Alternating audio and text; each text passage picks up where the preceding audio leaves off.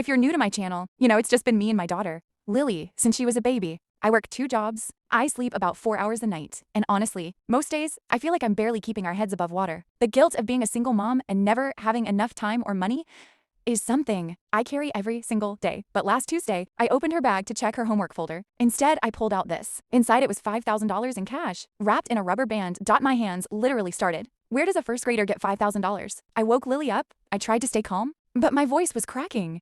I asked her, sweetie, where did mommy's backpack get this money? And guys, she did something she has never done before. She wouldn't look me in the eye. She just pulled the covers over her face and went completely silent. She refused to say a word for the next 2 days. I lived in an absolute nightmare. Terrifying scenarios raced through my mind. Was someone at the park using my kid? Was she in danger? I felt sick to my stomach at work. I felt like a failure of a mother for letting something happen right under my nose. Desperate to know the truth, I bought a tiny audio recorder.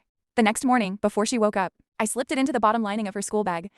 That night, after Lily went to sleep, I pulled the recorder out. My heart was pounding in my chest. I plugged my headphones in and hit play. Lily's voice, "Hi, Mr. Thomas.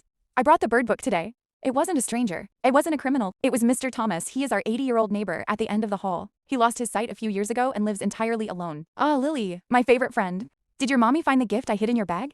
Lily's voice. I didn't tell her, Mr. Thomas, I promised. But why are you giving us so much moan? Because, sweetie, before you started knocking on my door after school to read to me, I felt completely invisible. I didn't want to live anymore. Your little stories saved my life.